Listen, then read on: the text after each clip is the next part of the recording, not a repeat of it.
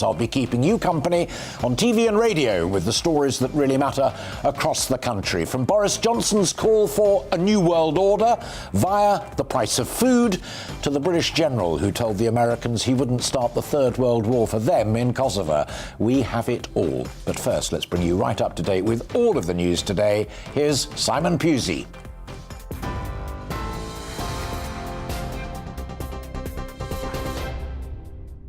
Thanks, Alistair. Good afternoon. It's just past midday. I'm Simon Pusey in the GB newsroom. Mariupol City Council says thousands of Ukrainians have been taken by force across the border to Russia. An art school in the city, where around 400 people were taking shelter, has also been bombed. There's no word yet on casualties, but the City Council confirmed that the building was destroyed, adding there were victims under the rubble. President Zelensky described the horror of the attack in an address to the nation. The blockade of Mariupol will go down in history of responsibility for war crimes. To do what the occupiers did to a peaceful city is a terror that will be remembered for centuries to come. And the more Ukrainians tell the world about it, the more support we find. The more Russia uses terror against Ukraine, the worse the consequences will be for it. President Zelensky there. Meanwhile, the Prime Minister is urging China to join the global community in its disapproval of the war in Ukraine. Boris Johnson believes some of President Xi Jinping's team is having second thoughts about Beijing's neutral position on the invasion. Meanwhile, the Prime Minister is also facing fierce criticism after comparing the struggle of Ukrainians fighting Russian forces to Britons voting for Brexit. Here's what he said at the Tory party's spring conference yesterday. And I know that it's the instinct of the people of this country, like the people of Ukraine, to choose freedom every time. When the British people voted for Brexit in such large numbers, I don't believe it was because they were remotely hostile to foreigners.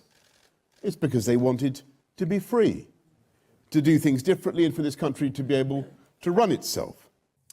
6 people have been killed and 10 others seriously injured after a car ploughed into a crowd in Belgium. The incident happened in a small village about 30 miles south of the capital, Brussels. Police say the vehicle was driven at high speed into a group of carnival performers who were preparing for a parade. 2 people have been arrested. The incident's not thought to be terror-related. Police have named the teenager who was murdered in central London yesterday. 19-year-old Sabita Thawani was found with serious neck injuries at a student accommodation in Clerkenwell. Detectives have launched a manhunt and are trying to find 22-year-old Meher Maroof. They believe he was in a relationship with Sabita. Millions of people in England will begin to be offered COVID booster jabs this week. The NHS says the vaccine will be available to care home residents, those over 75 and immunosuppressants aged 12 and over. 5 million people are expected to be given the jab. Government ministers reportedly knew P&O Ferries plan to slash 800 jobs before staff members were told. The Sunday Times said it received a leaked memo from a senior Whitehall official trying to justify the redundancies by saying without these decisions, an estimated 2,200 staff would likely lose their jobs. According to the Rail, Maritime and Transport Union, the replacement workforce will be on contracts which pay below the minimum wage. A funeral has been held for the Australian cricket legend Shane Warne. Family and friends, including retired Australian Test captain Mark Taylor and former England skipper Michael Vaughan, attended a private service in Melbourne. The 52-year-old died just over 2 weeks ago while on holiday in Thailand. A post-mortem found he died of natural causes. The Duke and Duchess of Cambridge will learn about efforts to preserve Belize's barrier reef as they continue their Caribbean tour. William and Kate spent time with the country's Prime Minister on day 2 of their 8-day trip, marking the Queen's Platinum Jubilee. Their visit hasn't been without controversy, with some residents protesting against the royal couple's arrival and helicopter landing site. And a toy company in Chicago has raised over £110,000 for Ukraine by selling President Zelensky Lego figurines.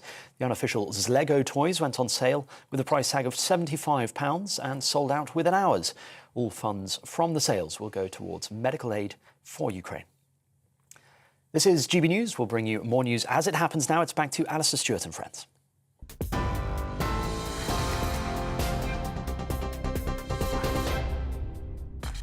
Thanks, Simon. Coming up this afternoon on Alastair Stewart and Friends, the Prime Minister Boris Johnson's caused a stir, comparing the struggle for freedom in Ukraine with Brexit. The comments have caused anger among politicians both in the United Kingdom and across Europe. I'll be joined here in the studio to dissect what he said and what he actually meant by two good friends and excellent guests. And more than 3 million people have now fled Ukraine because of the Russian invasion, according to the United Nations. We'll be crossing over to Hungary, to the border there, to speak to our reporter Rosie Wright to see how they're coping with taking in refugees. Plus, the F1 season is well and truly underway. Did Ferrari get a lucky break, or are we seeing a resurgence of interest in the sport due to drivers like 22-year-old Lando Norris? As always, I want to hear from you on all of those and any other issues that are troubling you. Email me at gbviews@gbnews.uk. We're also on Twitter and on Facebook. And don't forget to subscribe to our YouTube channel.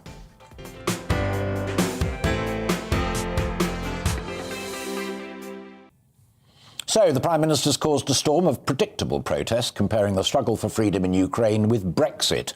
What he actually said was that the same desire for freedom from external dominance drove both the Ukrainians and the Brits. That's why he also said that Russia's invasion of Ukraine was, and I quote, a turning point for the world. Well, today I'll discuss that and more with a foreign affairs expert who says none of us are safe from Putin's ambitions, and a former head of the British Army who once kept the peace in Kosovo by giving a Russian general a bottle of whiskey. We'll talk about why Russia isn't winning, ask if Ukraine could actually win, and ponder what the world, your world, will look like when this ghastliness is over. There is fresh thinking on energy policy too. Do we have a deal? Do we have to deal with nasty nations just to keep our homes warm?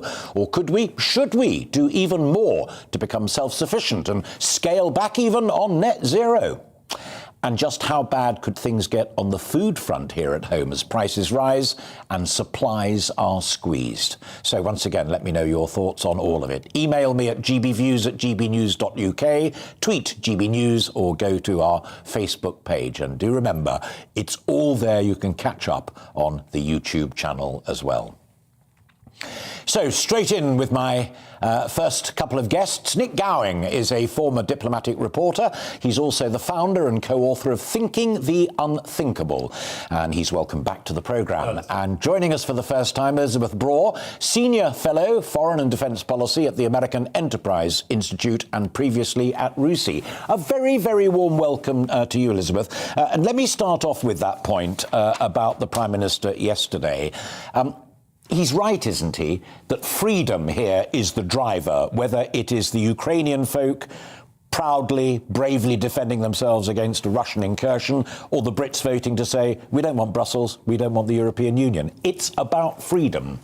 Well, we all want freedom. It started with the people of Israel in Egypt walking through the desert for 40 years to get freedom. But he wasn't particularly wise to connect a war to Brexit. It just seems like he's capitalizing on the terrible... He was clear it was the motivation, not the actual fighting, shooting and death.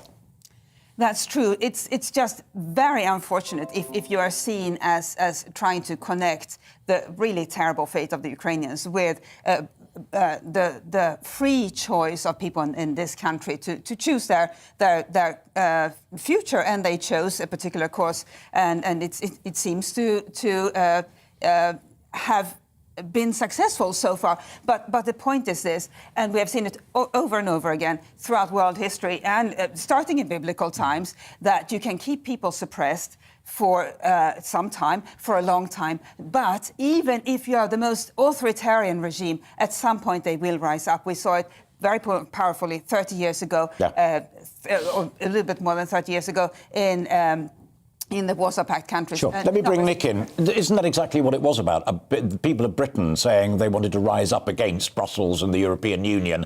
That's the analogy he was seeking to make, however inept or clumsy it may have seemed. I thought the comparison was obscene, actually. We weren't here in the United Kingdom, whatever you felt about Brexit, it wasn't about struggling for freedom. We are free, we have been free, we will be free. And to make that comparison with the smashing of cities in the way that it's going on at the moment, I think is unprime ministerial, and he shouldn't have done it.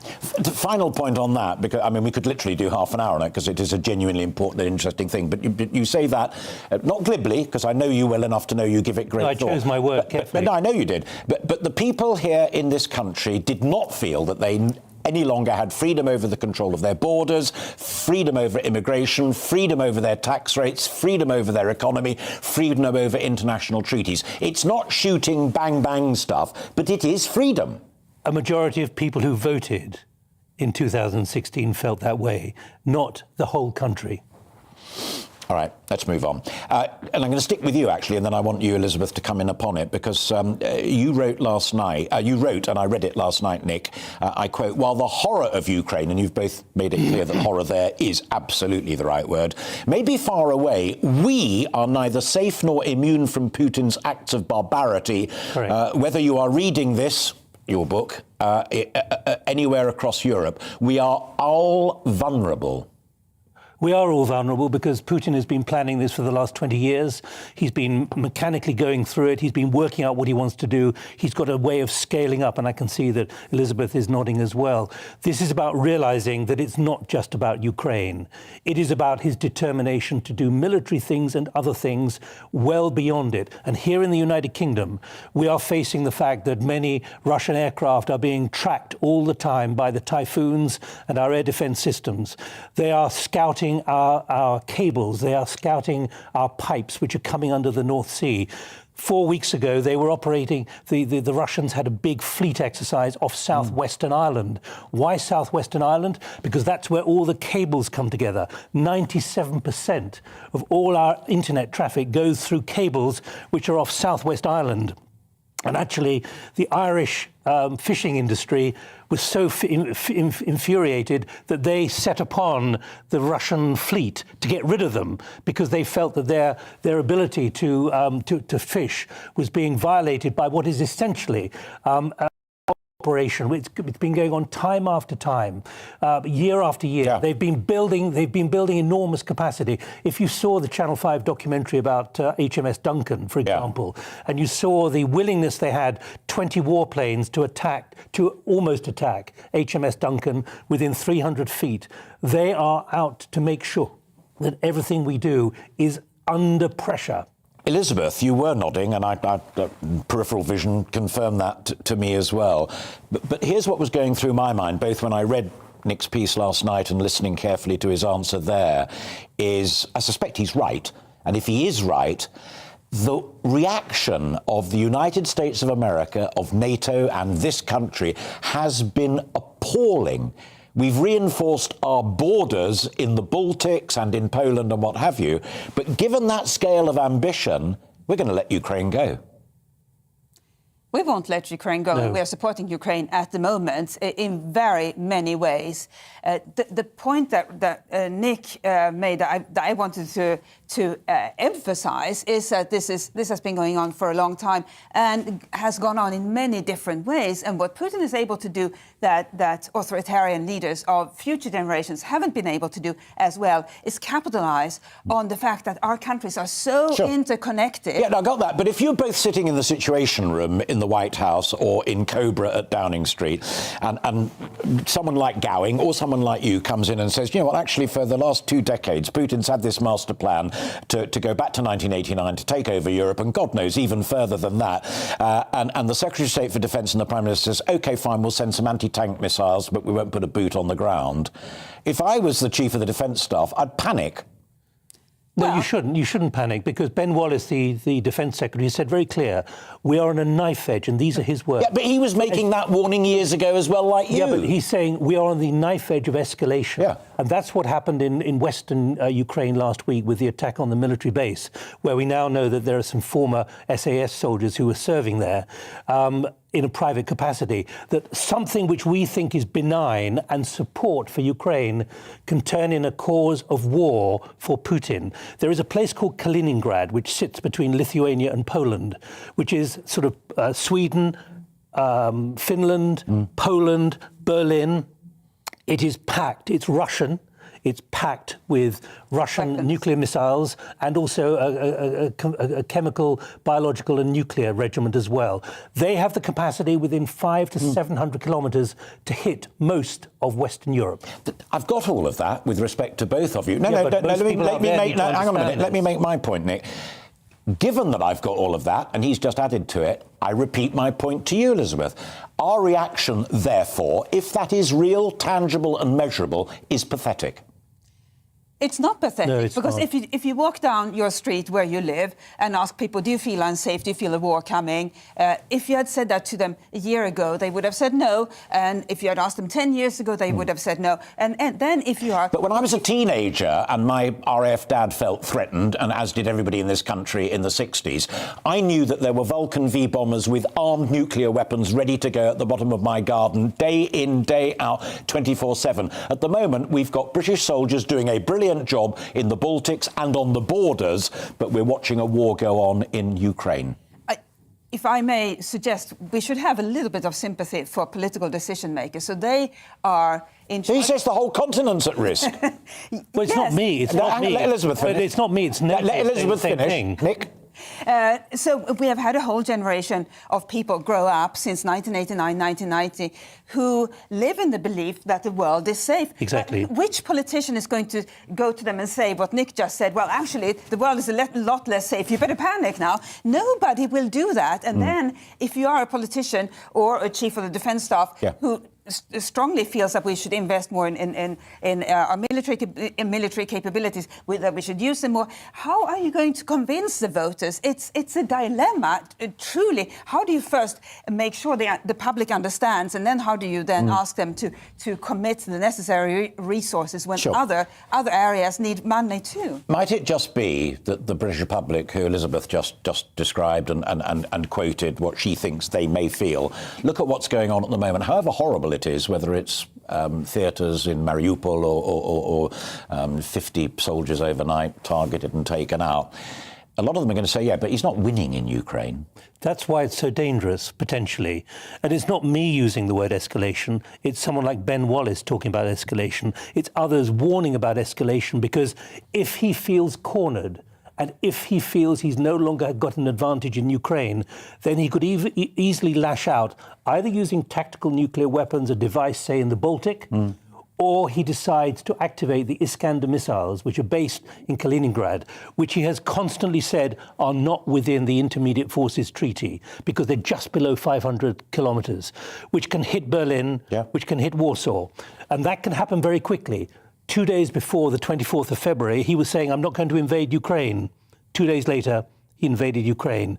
Therefore, his intention and his capability are extreme, particularly with submarines as well. Now, let me tell you, I've tested what I wrote, and which is posted on our website, with a number of military figures.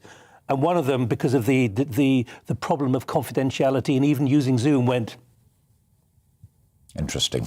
OK, final point. We've got a couple of minutes left, and as you both know, we'll be coming back later on when Philip Cunliffe will also join us to further discuss this.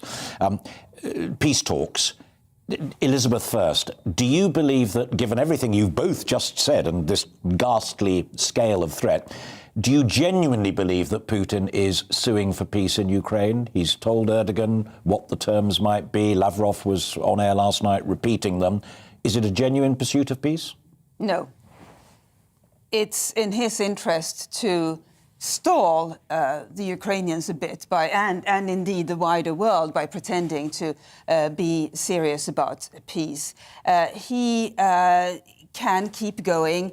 He will keep going. He will keep sending more soldiers in until he doesn't have any left, or until he has depleted what they have allocated for this war. And that's not happening now. There will be some more time that will elapse before that. I think he is tricking us, and we in the West we often make the mistake of thinking that people act in good faith, even when we know that they are authoritarian rulers. And Final thought from Nick then on that. He's tricking us over the peace talks. We shouldn't talk about them as peace talks, Alistair. We've given them a label.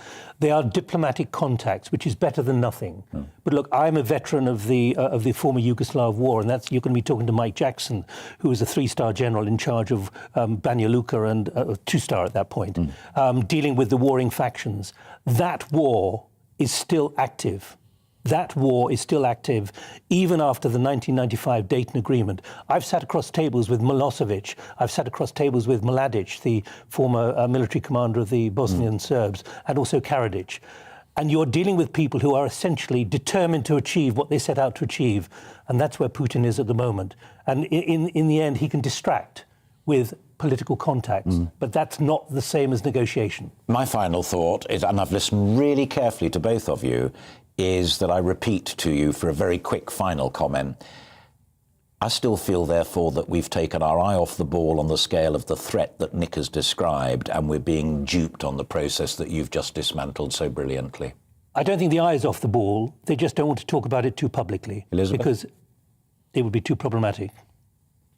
There are so many eyes, so many balls to keep one's eyes on. And I think this is the challenge for our liberal democracies, where politicians are always held accountable by the public, and if they focus too much on something, they'll be punished by the voters because they didn't look enough at something else. So have mercy on them. It is not my job to have mercy on politicians. It fortunately is my job to ask hopefully intelligent questions of brilliant guests, which both of you have just demonstrated. And I repeat for the folk at home who I hope learnt a lot from that and agreed or disagreed with it, that you'll be back for the second bite shortly after 1 o'clock. For the time being, Nick and Elizabeth, thank you both very much indeed. And please don't forget that you may agree or disagree with anything that they said, or indeed I said. Let us know. GBViews@GBNews. And indeed you are watching and listening to Alastair Stewart and friends here on GB News. We've lots more coming up on today's programme. We'll be going live to GB News reporter Rosie Wright, who will be bringing us the very latest news from the Hungarian border. But first, let's bring you up to date with the weather right here.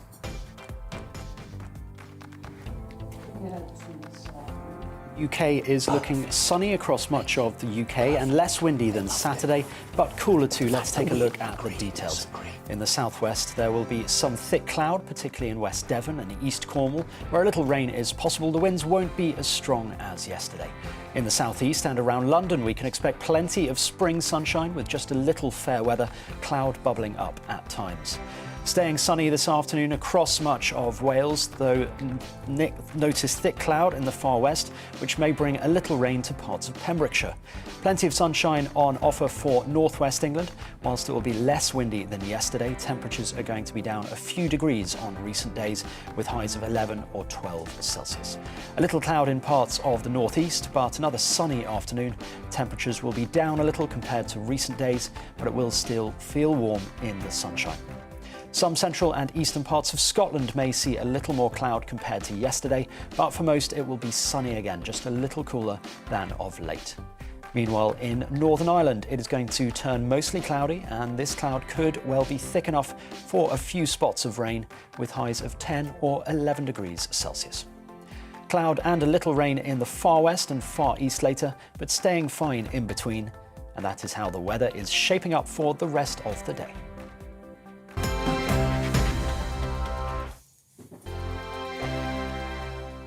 GB News is the UK's home of discussion and debate from all perspectives. To stay up to date on the latest stories, Make sure that you subscribe to the GB News channel. right here on YouTube. You can watch us live 24/7 across the whole world. You can also check out exclusive content and catch up on previous episodes of your favourite shows. Every day, we ask the questions That you'd ask, so why not add your voice to the conversation in the comments section? Don't forget to subscribe. We are GB News, Britain's news channel. Every night at 11 on GB News, we bring you the next day's stories the day before. Basically like time travel. If it's a big story, we'll cover it, guaranteed. But we'll also have some fun along the way. Big opinions, big laughs. Sometimes big hair. This is Headliners, the paper review show that won't send you to sleep like the others will. 11 p.m, 7 nights a week. Join us.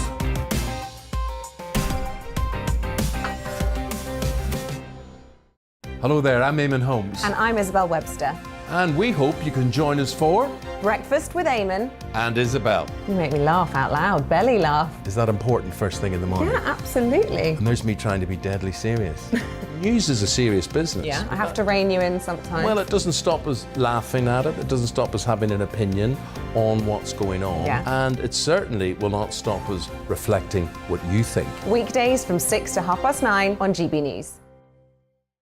I'm Dan Wootton. Join me Monday to Thursday from 9 to 11 for the feistiest and most fun news debate on TV, where free speech reigns. I'll bring you a sharp take on the day's biggest stories, bombshell newsmaker interviews, and A-list guests. And I guarantee you, no spin, no bias, no censorship, and no reason to go to bed. That's Dan Wootton tonight, Monday to Thursdays from 9 on GB News.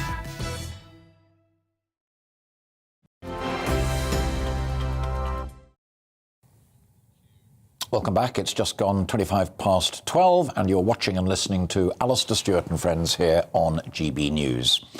The United Nations Human Rights Council says that 1 in 8 Ukrainians are displaced.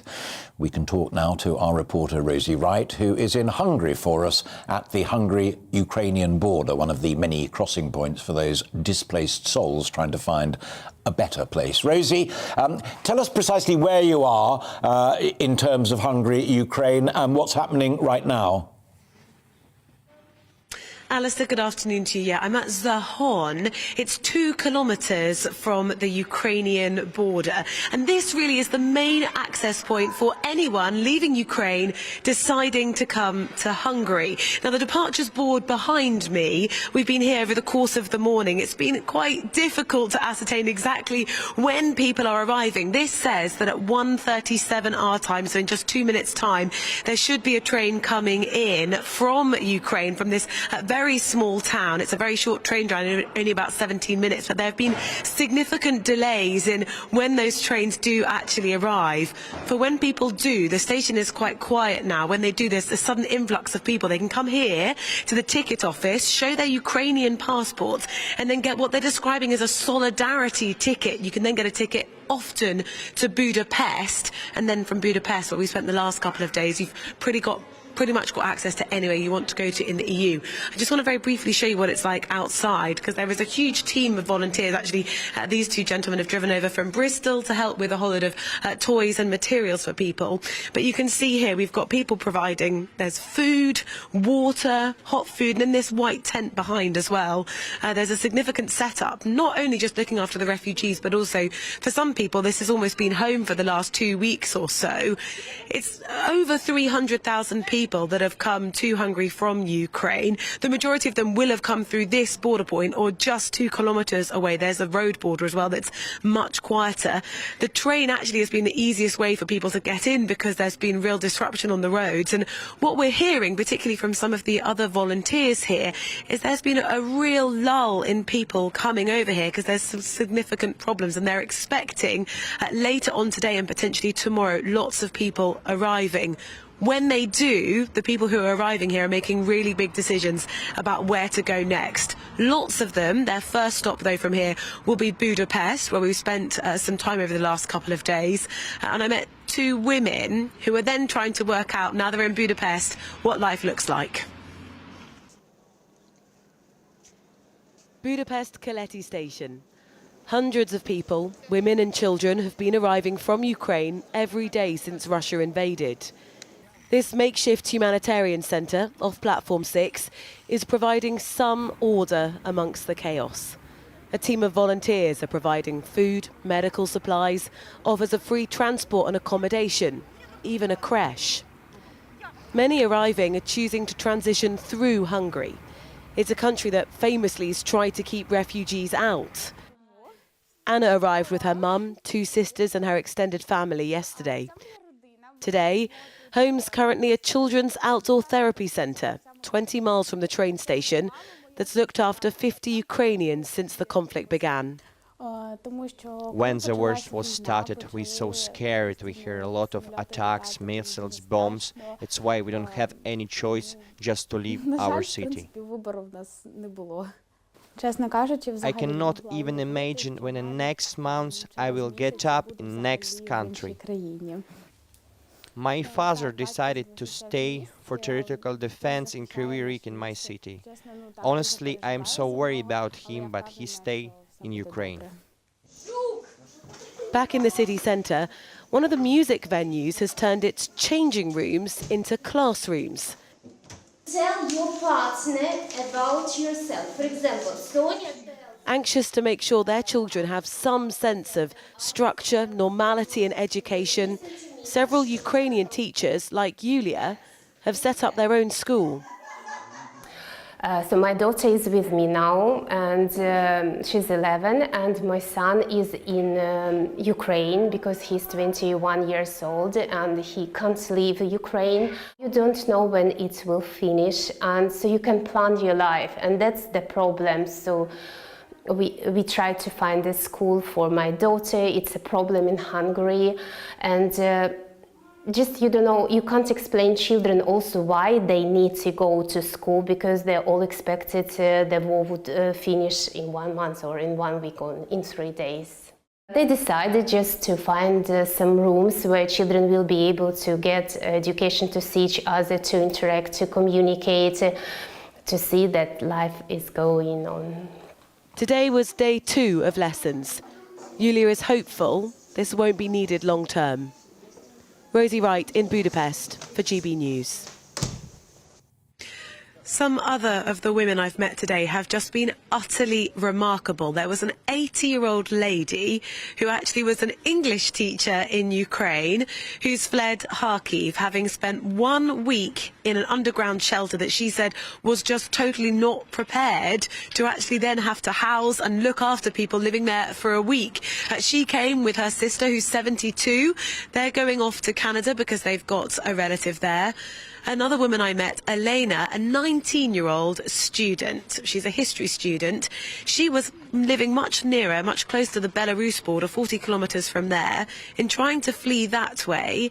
And I'm sorry this is so graphic, but the convoy of cars that she was in was shot at, and the driver sat next to her was killed. Now, she can't actually remember how she got out of the car. She was reunited with some of her family here this morning. It has been utterly remarkable. These people, they look at times a bit glazed over and quite tired, but they're not over emotional. They are just being pragmatic, realistic, getting on with it, carrying with them the bare minimum of stuff. That one student carrying nothing because everything she had in the car was left and destroyed when it was shot at. No documents, got to start again, try and get more identification papers and just basically work out where it is they go next and what they do. It was quite amazing meeting people in Budapest who decided, OK, we're going to stay here, we're going to work things out from here. But lots of people, as I said earlier, arriving this station, they don't actually know at what point where they're going to go and what they're going to do next.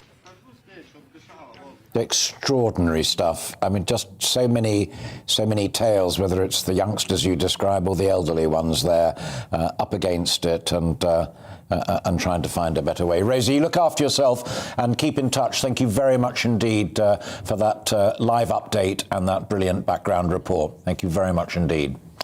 That's Rosie Wright, one of our superb presenter reporters who's been out there. In her case, it's Hungary. We've been all over Poland as well with other reporters. And a little later on, I'll be talking to Isabel Oakeshott, who's been in Poland, talking to her about the experiences that she had, talking to people on the border, as well as looking at how Poland as a country, as a society, is dealing with this massive influx of people who are simply trying to get out of Ukraine and find a better world. We'll also be asking about whether people actually want to come to the UK or not, or whether they're happier to stay there somewhere like Poland, which is a little closer, so that hopefully when it's all over, they'll be able to get back. So that's still to come. You're watching and listening to Alastair Stewart and Friends, and we've plenty more still to come this afternoon, discussing why you might find that your fish and chips, and indeed your lunchtime meal deal, may be a lot more expensive as we look at increases in food and production prices next in our Rural Spotlight. But first, let's bring you right up to date with all of the news this afternoon. Here's Simon Pusey.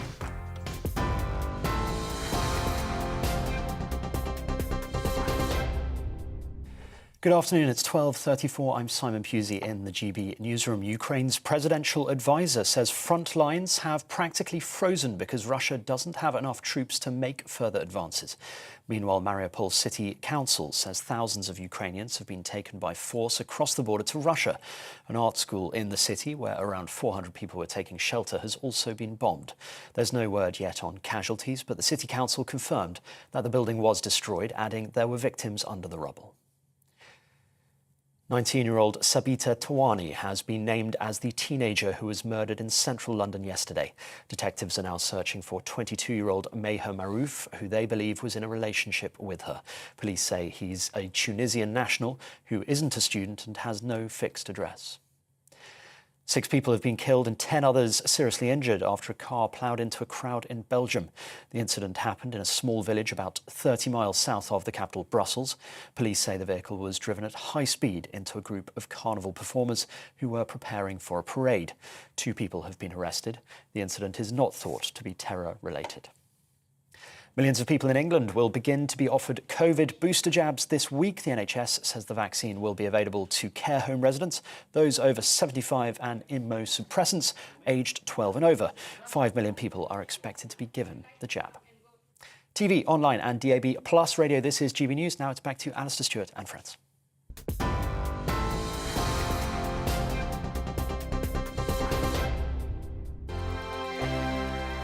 GB News is the UK's home of discussion and debate from all perspectives. To stay up to date on the latest stories, make sure that you subscribe to the GB News channel right here on YouTube. You can watch us live 24/7 across the whole world. You can also check out exclusive content and catch up on previous episodes of your favourite shows. Every day, we ask the questions that you'd ask, so why not add your voice to the conversation in the comments section? Don't forget to subscribe. We are GB News, Britain's news channel.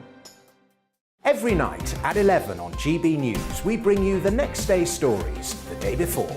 It's basically like time travel. If it's a big story, we'll cover it, guaranteed. But we'll also have some fun along the way. Big opinions, big laughs. Sometimes big hair. This is Headliners, the paper review show that won't send you to sleep like the others will. 11 p.m, 7 nights a week. Join us.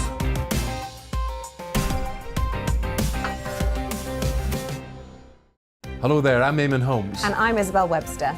And we hope you can join us for Breakfast with Eamon and Isabel. You make me laugh out loud, belly laugh. Is that important first thing in the morning? Yeah, absolutely. And there's me trying to be deadly serious.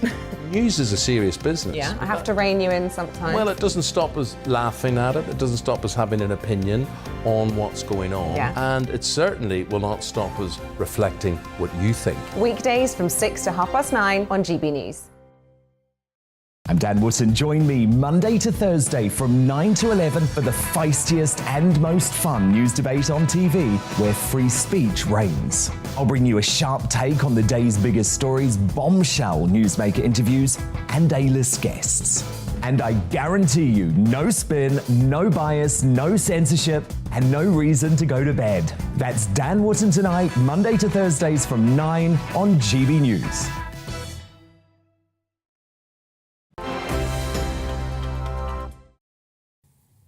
Welcome back. It's 22 minutes to 1 and you're watching and listening to Alastair Stewart and friends here on GB News, TV and radio.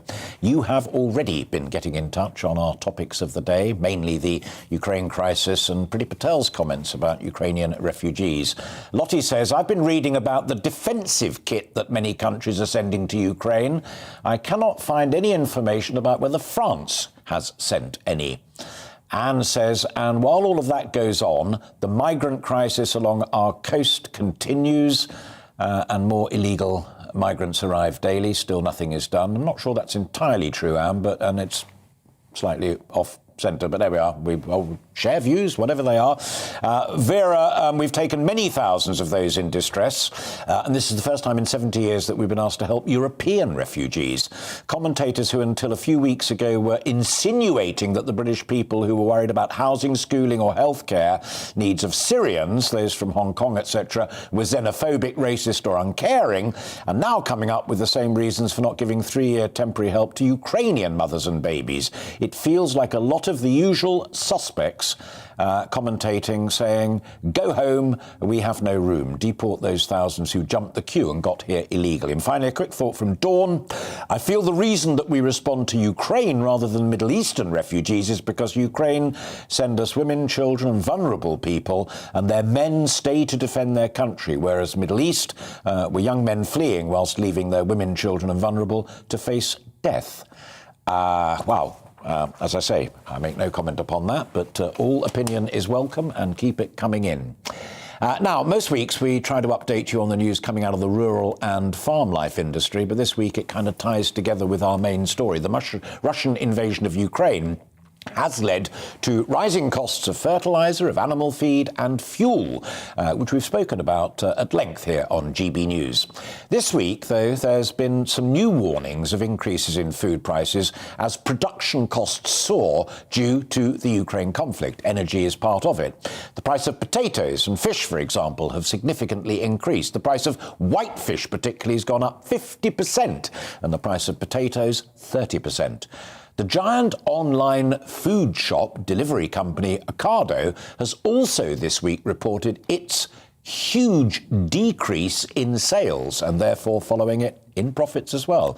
Well, joining me now is a good friend of this programme, Lance Foreman, CEO of Foreman's, the smoked salmon business and other online food deliveries. One of his main customers is Ocado. Great to see you, Lance. This is a classic example of the big story that we've been talking about diplomatically, militarily and what have you. This is hitting folk when they go shopping and on their budgets. It is, but I think in Ocado's case, actually, you've got a couple of things coming together. So you've got the end of COVID, and obviously during the COVID period, many people were shopping online because they couldn't go out or were nervous to go out. And so you saw a massive spike in online sales, and obviously that's coming down. In fact, in my own online business, when COVID first happened, we were doing 25 times the turnover of the previous year at the beginning, but it's now settled down in Warne and Field. It's now 3 times what it was before COVID. So you have that, but that's also coupled with this in a horrendous situation with energy costs. Again, in my own business, last October, so this is before the Ukraine-Russia war started, last October, my own electricity bill went up from £200,000 a year to £400,000 a year. Many businesses are going to be facing something similar, if not worse. And the only way they can deal with it is putting prices up. There's no other way. We need to be energy independent in this country, not only for the security. You know, if Europe was energy independent, Putin could never have started this. But also because we need to, we need to control the costs. We can't have costs. Gas costs are now 10 times higher than they were a year ago. It's crazy. But the other thing that strikes me about this is that shopping around and trying to get the best possible deal is one thing, but there is real evidence now that folk across the piece are cutting back on foodstuffs, on essentials. People are going to have to cut back. I mean, they're going to literally have to choose between eating or heating. That's, that's not a joke. That's absolutely serious. Household energy bills, they were on average £1,200 a year. This April, they'll be going up to £2,000, October £3,000. This is after tax. It's an absolute fortune. And we don't need to be in this situation. We should be doing what they do in America. They frack in America. They've been doing it for 10 years. That's what we were talking about doing 10 years ago, but the environmental lobby sort of jumped in and sort of scared everybody. But in America, where we'll be paying the equivalent of £3,000 a year per household, if we paid their rates, it would be the equivalent of about £300 a year. We need to do this. And, environmentalism, there's nothing wrong with it. It's great, but you can't do it in isolation. You have to consider both the cost of living and also, obviously, security. So we need to get on and do this now.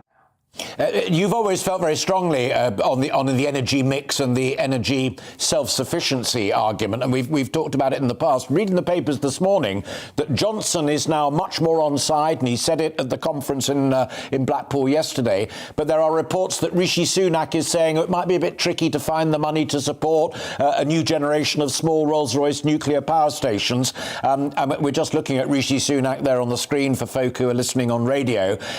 Is he totally on side? Or has he got, no pun intended, bigger fish to fry? I don't know why government feels it needs to fund this. I know they've been subsidizing renewables, and they shouldn't have been subsidizing them at all, because we've got ourselves into a situation where we have all these renewables and they're completely unreliable, and that's actually forced up the price of gas.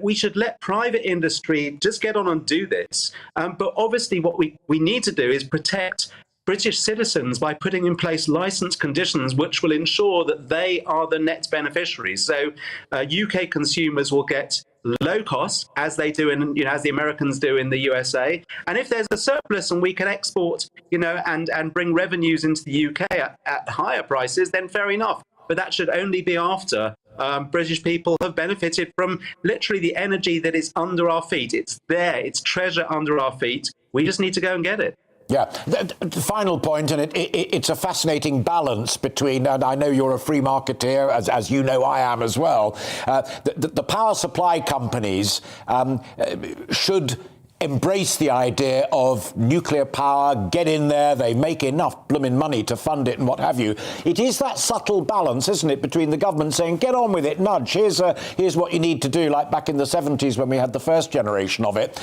At the moment, it seems that the power generation companies are just sitting back because it's easy. They can just buy in oil from wherever they want, and we're going to have to pay anyway, and if the bills get too high, then the government will kind of bail us out a little bit. Somebody needs to kick something. But the problem is, Alistair, there's not enough competition, and this is why we need to open up to all sources of energy as quickly as possible. You need competition to bring down prices. And at the moment, when you've got Russia supplying 40% of all energy into Europe, 50% into Germany, they have essentially a monopoly. And that's why prices are high. We need competition. We've shut down fossil fuels far too early. Renewables are just not ready yet. We're not able to store renewable energy. The technology may come, and hopefully it will come, but at the moment it's not there. So we have to carry on with the greenest fossil fuels. And again, if we frack the natural gas that's under our soil, that is much greener than importing liquefied gas from other parts of the world, be it Qatar or anywhere else. Lance, good to talk to you. Thank you very much indeed. Keep in touch. That's Lance Foreman there, talking about the impact on his business of energy prices and his relationship with Ocado, who reported declining sales and declining profits. Joining me now is Paul Tompkins. Paul's a dairy farmer in York, and we've spoken to him before. Paul, good to see you. Talking there, his white fish and his smoked salmon and what have you, not quite a luxury good, but it's up there and what have you. You're talking dairy produce, you're talking about butter, you're talking about milk. These are staples. Are you finding the same pressures, the same problems? Well, it's good to learn that we're in similar company, because unfortunately every business is experiencing these inflationary costs. And people assume that we have dairy cows, so we just put them in a field, they eat the grass and then give us some milk. But the reality is that we have an enormous number of costs, everything from the vitamins and minerals that we put in the cow's feed, the sand and straw that we bed them on, the equipment that we use to milk them, indeed the tractors to run the place. We're just seeing costs going up and up and up. Each one of those, we're getting letters every month saying the cost of this is going up, the cost of that is going up. You know what, Alistair, this time last year it cost me about £3,000 a day to produce the milk on this farm. Today I'm looking at around £4,000. We are seeing enormous costs being laboured onto farms, and I've got real fears for future food production in this country as a result. Are you also finding, because of that, and clearly you have to try and pass on the prices, although that's very difficult in the milk industry, I know, because there are controls and collectives, but are you finding that demand from ordinary people for milk is declining, but also from food manufacturers who use your milk in the production of the foodstuff that they make? As Lance alluded to a minute ago, dairy products are a staple part of our diet, along with bread and eggs, again produced in this country. The reality is that people need to eat food. We can't just switch off heating or our light. We can switch off heating or our lights. We can't turn off eating. So we're very fortunate that 98% of fridges across the land have dairy products in them, and we're finding that people still want to continue to be able to purchase those products, but they are choosing between those and being able to heat their houses. Would you also agree with Lance on that general point that the most significant thing that government could do, and this is something that government could do directly rather than interfering in markets and the rest of it, is to attack that energy issue urgently? Because when you were talking about the extra costs that you now face, energy is at the pounding heart of that. What would you like government to do and when? I didn't catch all of your question there, Alistair, but I think it was largely about energy costs, and they're an enormous one for dairy farmers as well. I think it's a wee bit windy where you are, because I know it's nice and calm here in the studio, but the key point was, what would you specifically like government to do about those energy costs? Lance was saying drop net zero for now and get on with things like mini nuclears. You know what government needs to do first and foremost, especially our Secretary of State for the Department of Environment, Food and Rural Affairs, is take his fingers out of his ears and open his eyes and see that the government's primary responsibility is security in this country. And although we talk about the importance of energy security, we need to be now talking about the importance of food security. What Britain produces just over half of what you and I eat every day. Is that a strategy that we want for the future? Have we not learned from the Europeans who are dependent on gas from Russia that actually depending on other nations around the world to feed us is not the best approach going forward? We need government to come out onto our farms. We need them to come and learn about the impact that these prices is having on food production. Because this time next year, Alistair, we're not going to be producing as much food as we are right now. Through no ill will of our own, we want to continue feeding the nation, but we are being curtailed by rising costs at every corner we turn. Government really need to get out, listen to our concerns, help us get through them and keep Britain fed. Paul Tompkins, always good to talk to you. Thank you very much indeed for joining us there from your farm in York, and we wish you well. Keep in touch with us. That's Paul Tompkins there, a dairy farmer, spelling it out pretty clearly. His costs are rocketing, and next year it may get even worse. And that's the milk, the cheese and the butter that you and I and pretty well everybody else rely upon. You're watching and listening to Alastair Stewart and Friends. We've yet more to come on the programme this afternoon. 2022's Formula One season is underway tonight. And in the qualification for the race, Ferrari are back with a bang, and both drivers starting up front. We'll give you all of the latest from qualifying and a look ahead to the race later on next. But first, let's bring you right up to date with the weather right here. Looking ahead to this afternoon, and the UK is looking sunny across much of the UK and less windy than Saturday, but cooler too. Let's take a look at the details. In the southwest, there will be some thick cloud, particularly in West Devon and East Cornwall, where a little rain is possible. The winds won't be as strong as yesterday. In the southeast and around London, we can expect plenty of spring sunshine with just a little fair weather, cloud bubbling up at times. Staying sunny this afternoon across much of Wales, though notice thick cloud in the far west, which may bring a little rain to parts of Pembrokeshire. Plenty of sunshine on offer for northwest England, while it will be less windy than yesterday. Temperatures are going to be down a few degrees on recent days, with highs of 11 or 12 degrees Celsius. A little cloud in parts of the northeast, but another sunny afternoon. Temperatures will be down a little compared to recent days, but it will still feel warm in the sunshine. Some central and eastern parts of Scotland may see a little more cloud compared to yesterday, but for most it will be sunny again, just a little cooler than of late. Meanwhile, in Northern Ireland, it is going to turn mostly cloudy, and this cloud could well be thick enough for a few spots of rain, with highs of 10 or 11 degrees Celsius. Cloud and a little rain in the far west and far east later, but staying fine in between, and that is how the weather is shaping up for the rest of the day.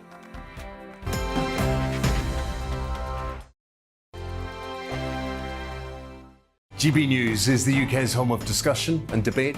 From all perspectives. To stay up to date on the latest stories, make sure that you subscribe to the GB News channel right here on YouTube. You can watch us live 24/7 across the whole world. You can also check out exclusive content and catch up on previous episodes of your favourite shows. Every day, we ask the questions that you'd ask, so why not add your voice to the conversation in the comments section? Don't forget to subscribe. We are GB News, Britain's news channel. Every night at 11 on GB News, we bring you the next day's stories the day before. Basically like time travel. If it's a big story, we'll cover it, guaranteed. But we'll also have some fun along the way. Big opinions, big laughs. Sometimes big hair.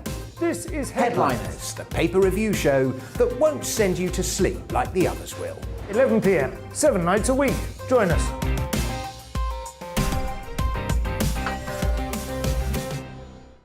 Hello there, I'm Eamon Holmes. And I'm Isabel Webster.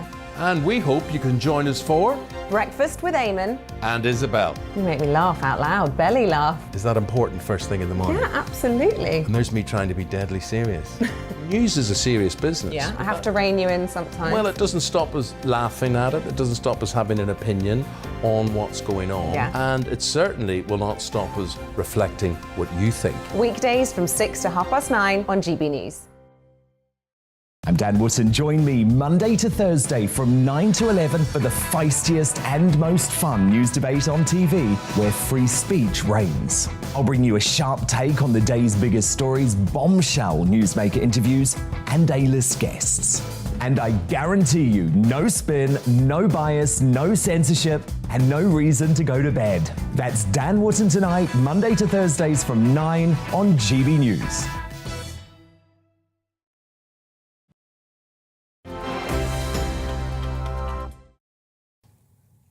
Welcome back, just gone 5 to 1. You're watching and listening to Alastair Stewart and friends on GB News. For the last few years, the start of the new F1 season has been a bit predictable. Pretty new cars, a few new faces, and Lewis Hamilton wins the World Championship. Not 2022. Delighted to be joined by Philip Duncan, the Formula 1 correspondent for PA Sport. And there he is, Lucky Bunny, live in Bahrain. It's a new world! Ferrari back and Mercedes down on row 3. Yeah, can you believe it, Alice? I mean, when was the last time that Lewis Hamilton went into the first race of a World Championship as a 16-1 odds to win the race? It's incredible, really, but that shows where we are in terms of how this season looks as though it's playing out early doors anyway. As you said, Ferrari on pole. We've got Charles Leclerc starting from the front of the grid, Max Verstappen, the world champion, second, and Hamilton down in fifth. But you know, on the face of it, doesn't seem ideal for Lewis Hamilton to be there. But I think given the troubles that he's had, that Mercedes have had in pre-season testing and in the couple of days of running that we've had here, I think he'll be quite pleased, you know, to be fifth and only 6/10 back. I think it's going to be difficult for him to really fight for the victory today. But the fact that he's in the mix and, you know, he could potentially get a podium if he can capitalise on some drama up ahead, I think that's good news for Hamilton, as I say, given the troubles that Mercedes have had. You and I are both junkies on this and have loved it for longer than is reasonable to remember. But there are a couple of pieces in the papers this morning talking about a growing interest in the sport, not least because of Fast and Furious on Netflix.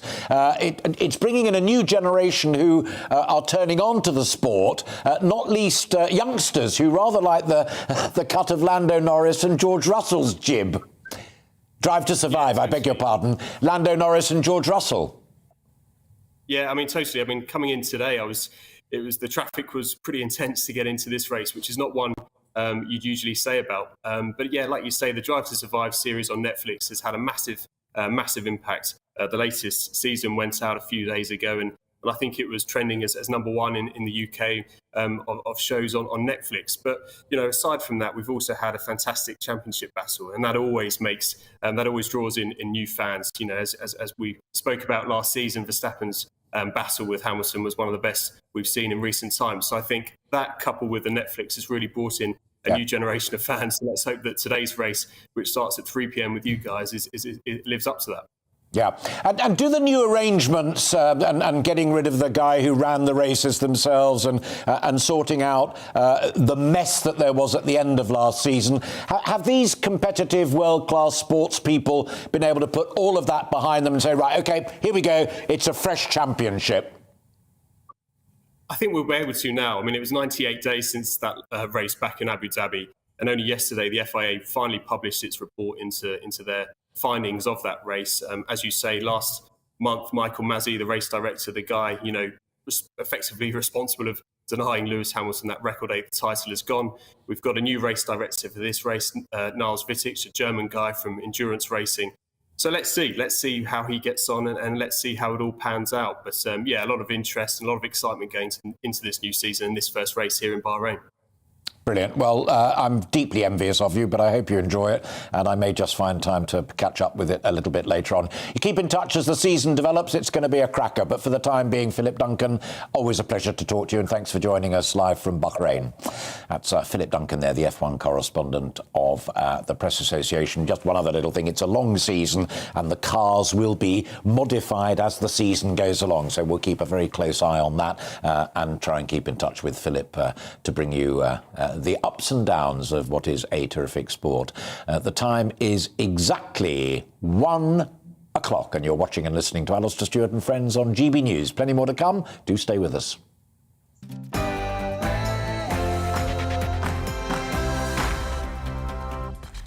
Hello and welcome if you've just joined us. Hello and thanks for being with us since noon, if that's what you've been doing. It's just a few seconds past 1 o'clock and I'm Alastair Stewart. We're into the final hour of our programme. I'll be keeping you company here on TV and radio, and we've plenty more still to come this afternoon. Nick Gowing and Elizabeth Braw will be back with me to continue our conversation about the Russian invasion of Ukraine, but also what it means for your world, the new world order. But first, let's bring you right up to date with all of the news. Here's Simon Pusey.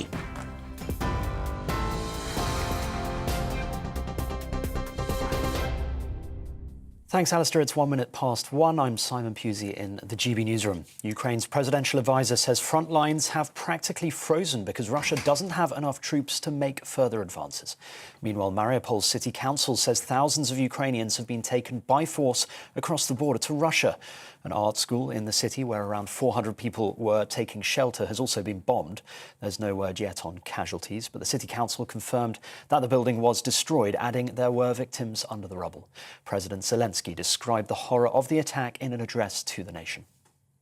The blockade of Mariupol will go down in history of responsibility for war crimes. To do what the occupiers did to a peaceful city is a terror that will be remembered for centuries to come. And the more Ukrainians tell the world about it, the more support we find. The more Russia uses terror against Ukraine, the worse the consequences will be for it. The Prime Minister is urging China to join the global community in its disapproval of the war in Ukraine. Boris Johnson believes some of President Xi Jinping's team is having second thoughts about Beijing's neutral position on the invasion. Meanwhile, the Prime Minister is also facing fierce criticism after comparing the struggle of Ukrainians fighting Russian forces to Britain's voting for Brexit. Here's what he said at the Tory party spring conference yesterday. And I know that it's the instinct of the people of this country, like the people of Ukraine, to choose freedom every time. When the British people voted for Brexit in such large numbers, I don't believe it was because they were remotely hostile to foreigners. It's because they wanted to be free, to do things differently and for this country to be able to run itself. 6 people have been killed and 10 others seriously injured after a car ploughed into a crowd in Belgium. The incident happened in a small village around 30 miles south of the capital, Brussels. Police say the vehicle was driven at high speed into a group of carnival performers who were preparing for a parade. 2 people have been arrested. The incident is not thought to be terror-related. Police have named the teenager who was murdered in central London yesterday. 19-year-old Sabita Tawani was found with serious neck injuries at a student accommodation in Clerkenwell. Detectives are now searching for 22-year-old Meher Marouf, who they believe was in a relationship with her. Police say he's a Tunisian national, but he's not a student and has no fixed address.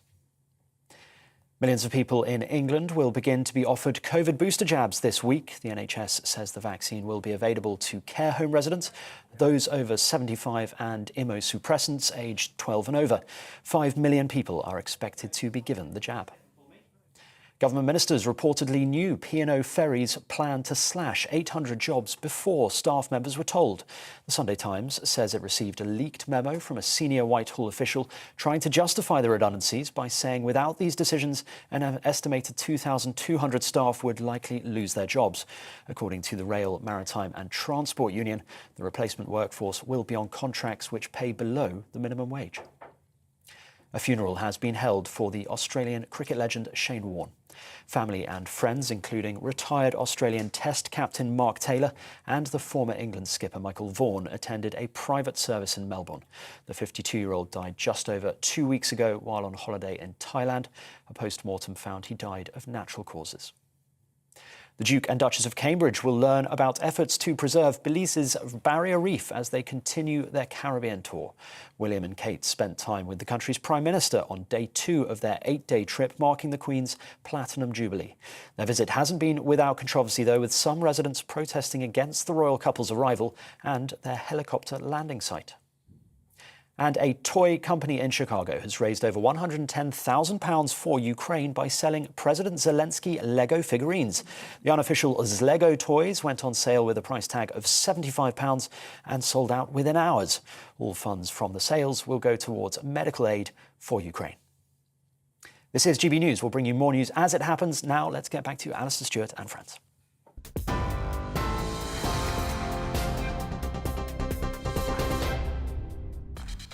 Thanks, Simon. Lego. All life is here.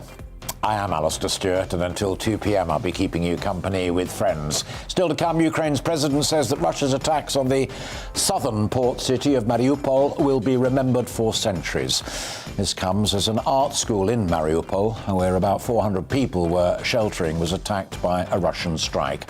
We'll continue to discuss what's happening, where and why, and what is at stake for the whole world. Plus, I'm delighted to be joined by the former head of the British Army, General Sir Mike Jackson, just before 2 p.m. He has plenty of experience of dealing with Russia during his time in the military, famous for the quote, "I'm not going to start the Third World War for you," when talking to a top US general about Russia. GB News is all about you, our viewers. Any burning question or stories that you think we need to cover, no matter how big or small, we genuinely want to hear them. Get your voice heard by emailing gbviews@gbnews.uk, and do please put Alastair Stewart in the subject line. We're also on YouTube. Subscribe there to the channel, keep up to date, and any programmes that you may have missed will be there as well.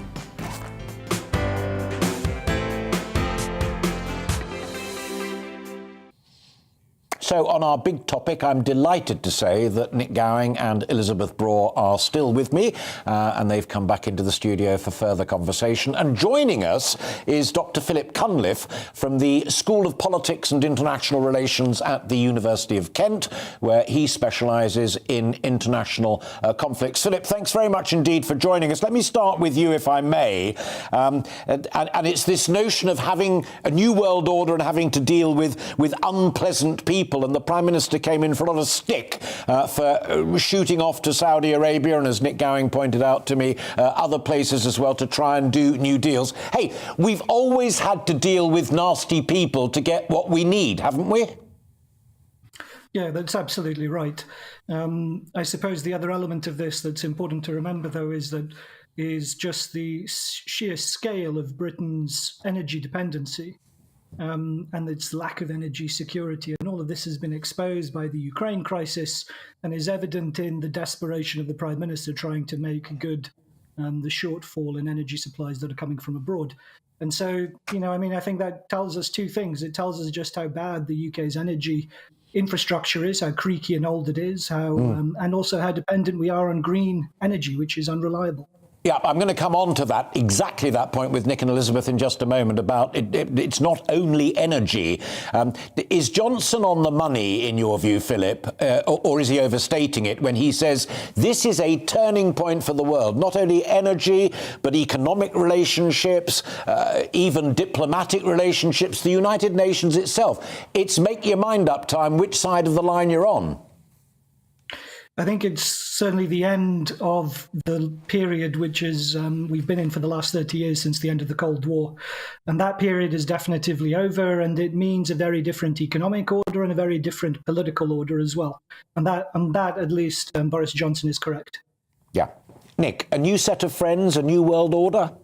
There is a new world order, but it's disorder, and you can't define it at the moment. I mean, certainly with all our work for thinking the unthinkable, which I started the project in 8 years ago when Putin took over in eastern Ukraine and then seized Crimea. Most people thought we were smoking something, even talking about the fact that this was the beginning of something more. But as the Polish Prime Minister said a couple of weeks ago at the Munich Security Conference, what we're seeing is we have been in a geopolitical nap. Yeah. We've been sleeping for 20 years. And what we're doing now is seeing, and I look back very much what Philip has just been saying, that we're seeing the unraveling of all the stability we take for granted. One thing leads to another. It's as I've described to some people, it's a bit like a pinball machine. You hit a cushion, you don't know which way the ball is going to go. And each time, every time something happens, bigger things happen, and it's almost impossible to predict. But you've written about this, Elizabeth. Can I just finish it? Is it unthinkable or is it unpalatable? Right, I think it is unpalatable. I think you're absolutely right. But you've written about this, and one of the most glaring examples of that, and Philip touched upon it, and Nick's just talked about it as well. When you get a situation like Ukraine, the world immediately says, let's go to the United Nations, let's go to the international structures that have existed since the 1940s, rewarding countries that won the Second World War, and sitting opposite us are Russia, the aggressor in Ukraine, and China, upon whose will we all wait to hear. Totally out of date. I think we're seeing a League of Nations moment. I think everybody remembers what the League of Nations was supposed to be and what it turned out to be. And you're taking us back to the First World War with the League of Nations. That's right. And the League of Nations was supposed to prevent world wars, and it was totally unable, incapable of preventing exactly what it was set up to do. And the United Nations has served the world well, but its structures are such that it simply has to stand by as wars unfold. And there was a vote the other day in the General Assembly where an overwhelming majority condemned Russia. Well, it doesn't mean anything. Sure. Russia will still go ahead and do what the Kremlin wants to do, and apparently nothing can stop the Kremlin at this point. Philip, P5 reflecting the Second World War and who won, but also no attempt at the United Nations to reflect the new economic reality of the world that you've written about. No, that's right. And it's very much the case, I think, that the international order is constrained by the fact that it still kind of is processed through, as you say, these creaky institutions that are with us from the 1940s. However, I do think the United Nations is much more robust than the League of Nations, so I don't think we can expect it to crumble away. And so I think that's also worth bearing in mind. Anyone who expects the United Nations will kind of disappear, I think, is going to be surprised, because it survived the Cold War. It survived the last 30 years since the end of the Cold War. And I think it will survive this crisis too. So if we do want new structures, I think we're going to have to make more effort to develop them rather than expecting them to just crumble away. Alistair, if I can just come in on that, the United Nations is not going to crumble. It will keep feeding the world. It will keep providing peacekeeping forces. It will keep doing so many of the good things it's doing, but it's ultimately set up to prevent wars. And in this very glaring instance where we need an organization that can force countries to get along, or at least to set their differences aside, it has been a failure. And this is the dilemma facing the world's leaders today. What is the appropriate structure today for a new United Nations, or for an alternative organization that can force countries to behave? Because we all know that kids in the sandbox ultimately get into fights. Countries ultimately get into fights too, unless somebody forces them to behave. This is worse than the Cold War, what we're heading for. The Cold War had an inbuilt stability, even with the enormous increase in nuclear weaponry led by the Soviet Union, matched by the United States. This is worse than the Cold War because one of the permanent members of the Security Council, the Russia, formerly the Soviet Union, has gone to war. So it's no longer the Cold War with a certain inbuilt guarantee. It's much worse. And is being investigated by another bit of the United Nations for alleged war crimes. In theory. Yeah, absolutely. Sorry, were you... Another difference compared to the Cold War, we're making these comparisons. During the Cold War, I think Soviet leaders wanted to be seen as respectable members of the international community, international diplomatic community. They wanted to be seen in the defined corridors of the United Nations. Russia, the current people in charge of Russia, especially Putin, doesn't seem to regret having a reputation as a rogue. He doesn't seem to mind being shunned. Then what do you do if you can't even appeal to their egos and their desire to be... Because we ignored the threat that you wrote about, as I said in part one. And that's why this is all so sinister, Alistair, because we're seeing, and I come back to the phrase I've used already, we're seeing the progressive unravelling of the stability we've all taken for granted. Yes. And we're talking about new generations, those maybe under 40, who've never experienced inflation, who've never experienced the kind of level of adversity with an all-out war. It's worse than Yugoslavia in the early 90s. Philip, let me bring you back in. I want to change the tack slightly, but it's mainly, Elizabeth and Nick and I talked about it a little earlier, so it'll be an echo to them, but I want to bring you in and then invite them back into it. See, I think that the whole territory and terrain has changed, whether it's League of Nations, United Nations, but you've got people of, I mean, the Prime Minister has said it himself, but many people, Liam Fox joins the debate in print this morning, saying that this is now about values. It's about national values, what societies actually stand for. And Liam says we need to be clearer that our values are better than the values of Russia and China. Yeah, I think certainly there's the case to be made for democracy and for national independence and sovereignty. But I don't see really that case is being made by Western leaders. So if there is to be any kind of claim on those ideals and to contrast them with authoritarianism and military aggression, I don't see that there's any particular Western leader who can credibly claim to stand for them, unfortunately. And we have to bear in mind as well Western governments' record of war making over the last 30 years as well. Which is also encouraged. Yeah, Nick's desperate to come in, but let me put straight back to you, and then I'll bring Nick and Elizabeth back in. Niall Ferguson, not a bad historian in his own right as well, also makes that point in print this morning, saying he agrees that is the nature of the challenge, but whether it's Johnson, Macron, Biden or the rest of them, we don't have the leaders right now, like Roosevelt and Churchill, that we had at the appropriate time, to take on that challenge. We're screwed. Yeah, I would add to what Nick was saying in terms of the difficulty of the situation. It isn't just what's happening in the Kremlin, but just how poor our own leaders are. And also the fact that none of them have any experience of war, which also differs them from the leaders that we had in the Cold War as well. They were people who had experience of war, frequently the Second World War. And so we have dilettantish leaders who are very essentially, amateurish in many ways and unserious. And so this, I think, compounds the crisis that we're confronting at the moment. Dilettantish leaders, says Philip, who have no experience of war, Nick Gowing. But you're using the word values there. Yeah. We're talking. Well, I'm quoting Liam Fox using the word values. We're talking about Western values, the kind of values that we stand by, democracy and so on. But Putin is essentially saying, I do not have any respect for those values. You have misunderstood. The Soviet Union being dismembered, and we're seeing that now as well from the People's Republic of China as well, that they are saying, we reject your basis for values. And that's why this is now even more sinister, potentially, because what China is doing is looking at the Russian experience in Ukraine and saying, could we do the same thing in Taiwan? And that's when it's getting really sinister, because what they will also be saying is, we realize the mistakes that Russia has made and what we're not going to do in Taiwan, which is a very different kettle of fish militarily, because they've got to actually launch a maritime war and an air war. Let me butt in just to say, for people watching on telly, you can see Putin and Xi there on screen. And if you're listening on radio, thanks for so doing. That's a picture of one of the recent meetings between Putin and Xi, although it hasn't happened for a moment. How Xi jumps is crucial to all of this. Yes, and I think he hasn't made his mind up yet. He wants to have it both ways. He wants to not antagonize Russia, but he also wants to make sure this war ends, because the war is disastrous for Ukraine. It's very bad for Russia, but it's also bad for the rest of the world, because every country's economy will be affected by it.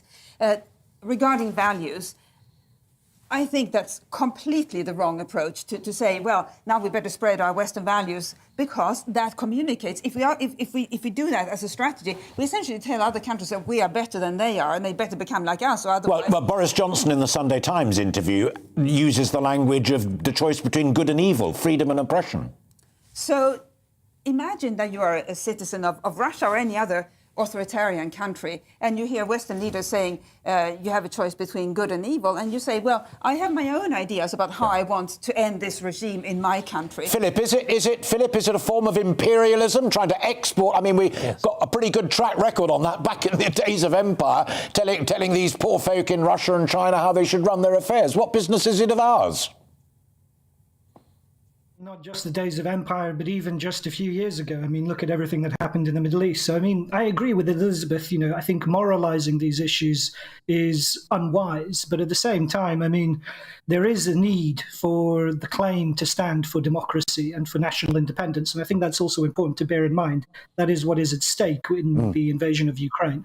So for those, and to champion those values, I don't think we have any political leaders who are capable of credibly doing that.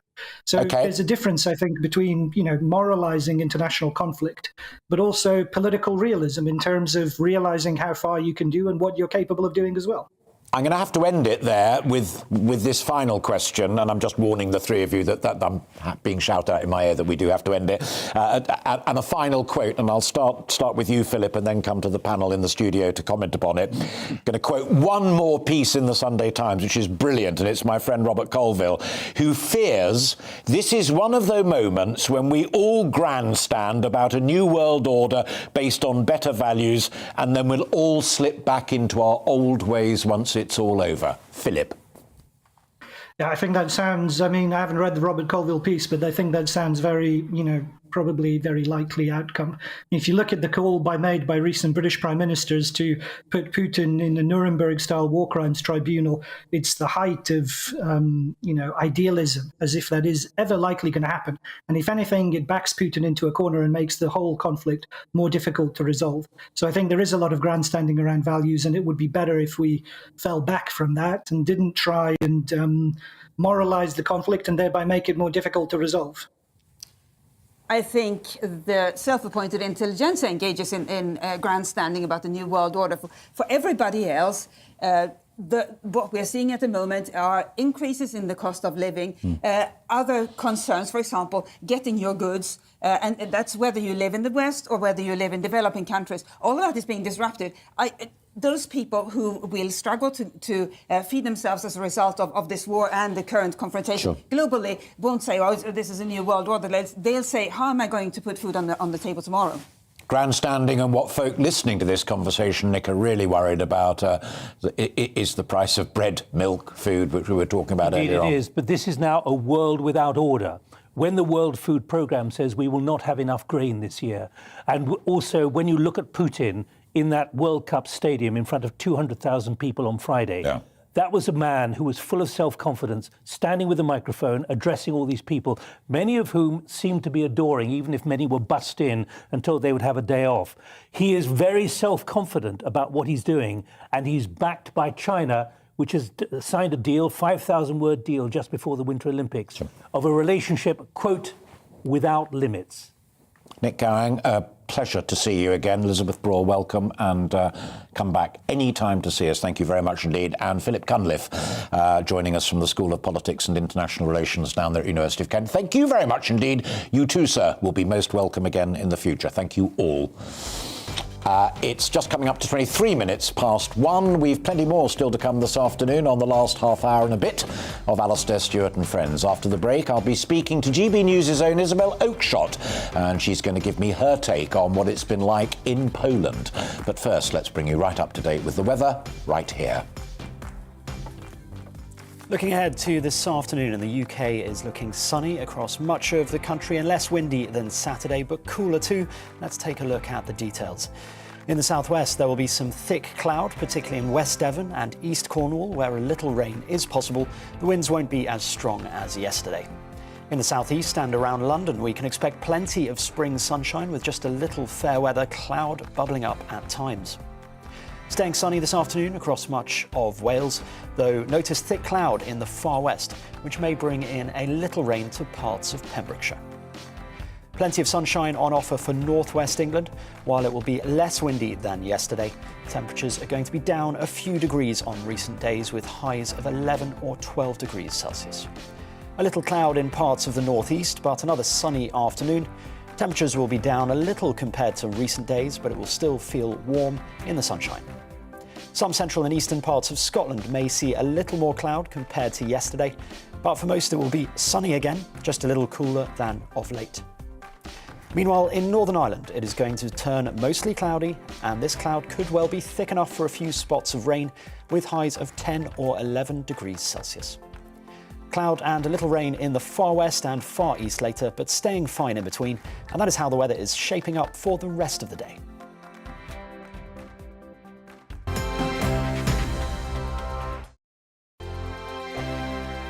GB News is the UK's home of discussion and debate from all perspectives. To stay up to date on the latest stories, make sure that you subscribe to the GB News channel right here on YouTube. You can watch us live 24/7 across the whole world. You can also check out exclusive content and catch up on previous episodes of your favourite shows. Every day, we ask the questions that you'd ask, so why not add your voice to the conversation in the comments section? Don't forget to subscribe. We are GB News, Britain's news channel. Every night at 11 on GB News, we bring you the next day's stories the day before. Basically like time travel. If it's a big story, we'll cover it, guaranteed. But we'll also have some fun along the way. Big opinions, big laughs. Sometimes big hair. This is Headliners, the paper review show that won't send you to sleep like the others will. 11 p.m, 7 nights a week. Join us.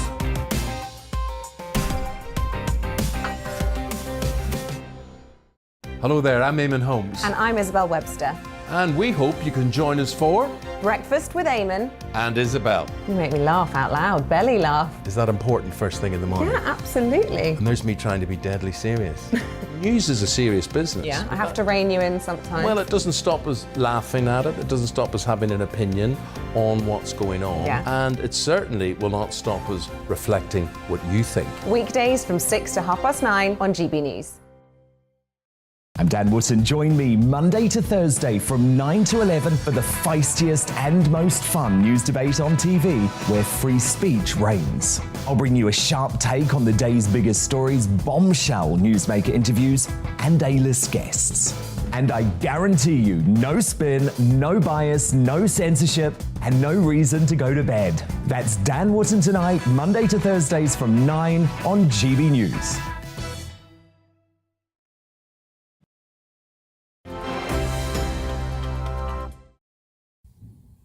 Welcome back. It's just coming up to 27 minutes past 1, and you are watching and listening to Alastair Stewart and Friends on GB News, TV and radio.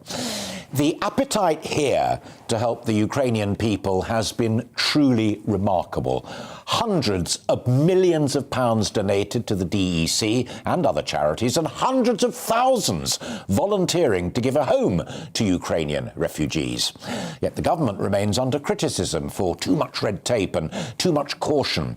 Although yesterday the Home Secretary herself, Priti Patel, spelt out, while we want to help, we still need to be cautious. Terrorists, she said, we'll use any cover. I'm delighted to be joined now by my friend and GB News colleague, Isabel Oakeshott, who was recently in Poland on the border talking to refugees and travelling with MPs to see precisely what the situation was. Isabel, great to see you, and thanks for breaking into your Sunday afternoon to talk to me on my show rather than doing your own. This trip was with MPs, so to a degree it was work as well, but it really hit you personally, didn't it? Well, so just to be clear, the trip was with the Westminster's all-party parliamentary group, but they did actually organise that trip especially for me for GB News. So I wasn't travelling with MPs. I found the trip really something I'm never going to forget, actually. I think there's nothing quite like seeing something in person, is there? You know, you can see the images on TV, but actually to be at the border and watch people literally staggering across a border, carrying their worldly belongings as much as they could take with them, a suitcase, you know, blankets, and so often and so movingly carrying their pets with them, was just the most extraordinary sense of watching history unfold. And let me tell you what I've been kind of left with after that experience, because I went to several border points, and when I first turned up at one of the big assembly points where people were arriving actually by bus rather than train or on foot, I saw many, many very well-intentioned people who had come from Germany, from Denmark, from the Netherlands, and they'd arrived in coaches, and they'd arrived with sometimes with minibuses or caravans, and they'd arrived with an agenda to take a certain number of people back to their home country and help them make a new life. And what struck me was how many of these wonderful volunteers were walking around with signs saying, for example, Germany, 7 places, and were rather forlorn because there wasn't a big queue of refugees wanting to immediately jump on a bus to Germany. And yet there was all around people having to make do and mend in the most difficult and basic of circumstances, camp beds everywhere. I mean, my goodness, I don't know how they kept the places so clean. So naively, I think I imagined that people would be queuing up to sign up for a new life, whether in Germany, Denmark, Netherlands, and some of the other places on offer. And in fact, the reality is these are not economic migrants shopping around for the destination that can offer them the most benefits, or, you know, the greatest chance to build a new career or whatever. These are people who've left home under the most remarkable duress, and what they really want to do is go back again.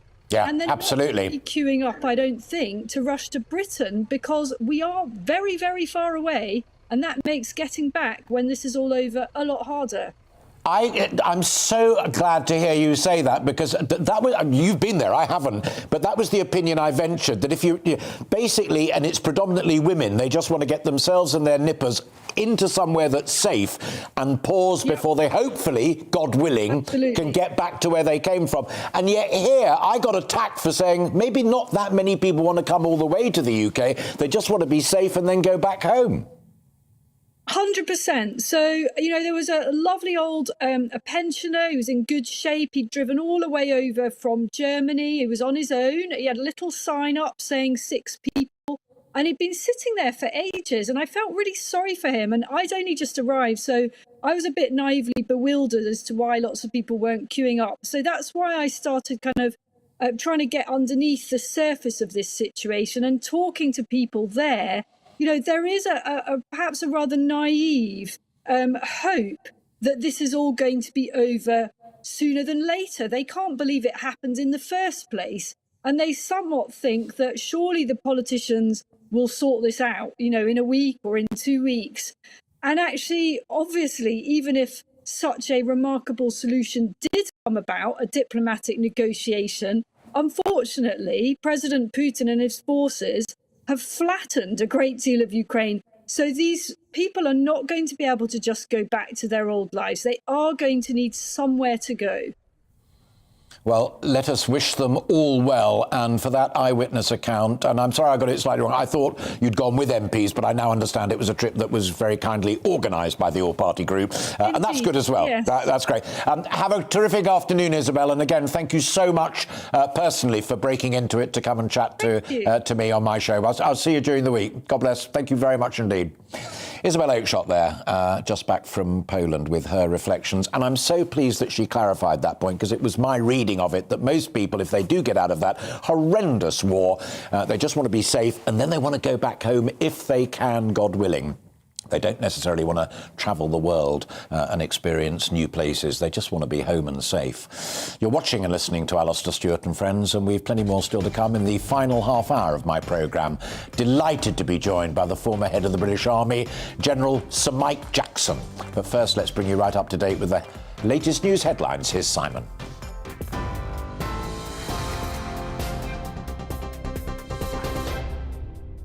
Thanks, Alistair. It's 1:33. I'm Simon Pusey in the GB newsroom. Ukraine's presidential advisor says front lines have practically frozen because Russia doesn't have enough troops to make further advances.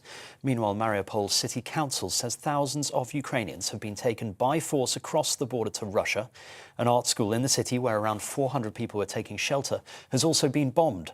There's no word yet on casualties, but the City Council confirmed the building was destroyed, adding there were victims under the rubble.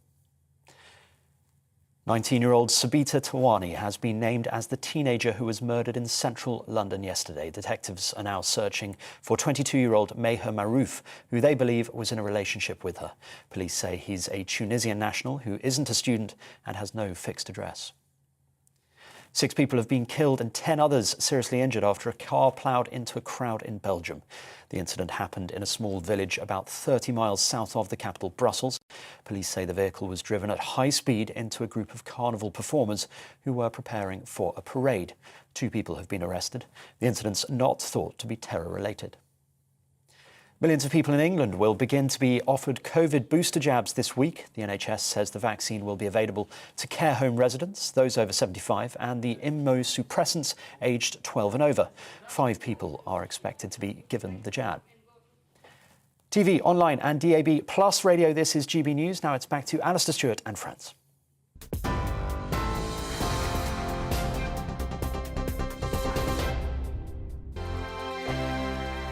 GB News is the UK's home of discussion and debate from all perspectives. To stay up to date on the latest stories, make sure that you subscribe to the GB News channel right here on YouTube. You can watch us live 24/7 across the whole world. You can also check out exclusive content and catch up on previous episodes of your favourite shows. Every day, we ask the questions that you'd ask, so why not add your voice to the conversation in the comments section? Don't forget to subscribe. We are GB News, Britain's news channel. Every night at 11 on GB News, we bring you the next day's stories the day before. It's basically like time travel. If it's a big story, we'll cover it, guaranteed. But we'll also have some fun along the way. Big opinions, big laughs. Sometimes big hair. This is Headliners, the paper review show that won't send you to sleep like the others will. 11 p.m, 7 nights a week. Join us.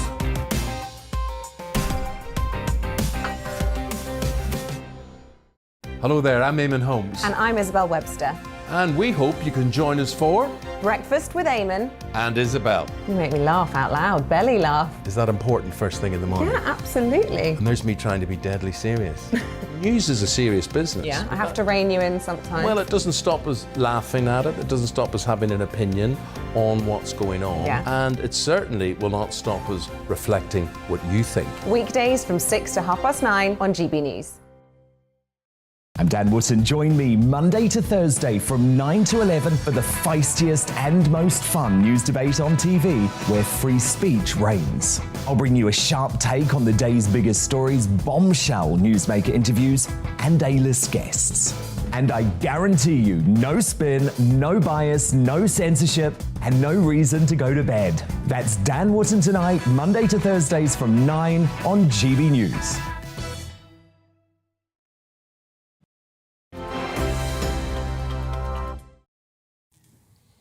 Welcome back. It's 1:37 or 23 minutes or so to 2 o'clock. You're watching and listening to Alastair Stewart and friends here on GB News.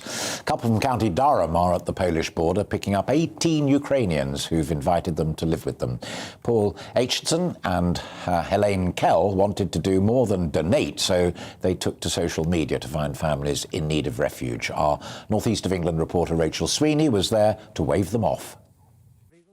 A feeling of helplessness watching the Ukraine invasion developing has led to a life-changing decision for Paul Aitchison and Helene Kell.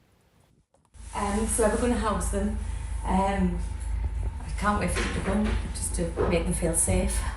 They posted to Facebook to say they had a home available. Within 60 seconds, they were flooded with messages from desperate Ukrainian families. They've made space for 2 families to live in their farmhouse. 7 adults and 11 children will have a safe place to sleep in just a few days. Bunk bed in here. We do know the children's ages and names. We feel quite children. So this little girl's just turned 13 yesterday, so we only found out that, so we literally wrote happy birthday on then. Yeah, got them all clothes that they've got something to, a little present for them when they arrive, just something little. So next bedroom, we've got so bag for the gent who's coming, little present for him, little present for the mum, and little Mikey he's only 2, and we've got a lovely bag of things for him, the little monkeys. It's an emotional time even preparing the farmhouse. Helene says it will be incredibly difficult at the border. We know we're bringing people back, but having to leave the rest of them, seeing babies, I don't know what we're going to see, we don't know what we're going to actually... So yeah, actually coming away from there is going to be probably pretty hard. I just hope we feel really good when we are able to give blankets out to keep them warm, some Mars bars, just all the things that we've packed in the car to help. The couple's kindness has captured the hearts of others in the area, and now they can utilise the journey to the border to take donations. The local community has donated more than £1,000 to go towards fuel and supplies as the family makes their way to the border. As well as that, 200 bags of clothes, blankets, medical supplies have been donated too. On top of this, Paul's employer Nissan has funded the trip. So I approached my work, Nissan at Sunderland, and I asked what support was available. They have funded the entire journey for me. They've provided vehicles, and I think it's above and beyond what I was expecting. So it's fantastic, yes. Courageously and selflessly saving strangers from conflict. Food, warmth, a roof over their head, and they can have as long as they want. And what does Durham have to offer? Everything. We're northern people, we have everything to offer. We're so friendly. They'll be accepted by a lot of people, and I know that we'll never need for anything while they're here. The Northeast people, salt of the earth. You couldn't ask for better people to be so hospitable, so generous of hearts as big as dustbin lids. Opening their homes and their hearts to those desperate for refuge. Rachel Sweeney, GB News, County Durham. Terrific stuff there from Rachel.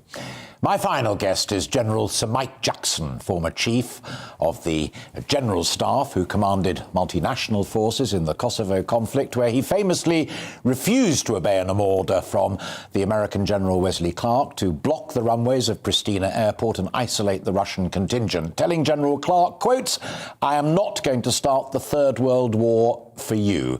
I'm delighted that he can join me now live. General Sir Mike, thank you very much indeed for joining us. Are we looking, or were we at any juncture, at the possibility of a Third World War over Ukraine? I can't rule it out. I find that very hard to say, but in all honesty, it cannot be ruled out. The situation is very delicate in terms of East-West and its future. If he were to use nuclear weapons in response to the imposition of a no-fly zone, that would be it. If we were to use nuclear weapons?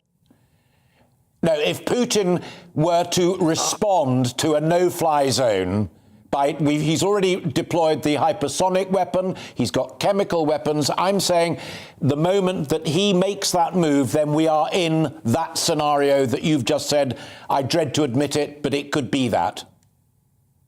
It's uncharted territory. We haven't, thank God, seen nuclear weapons used since 1945.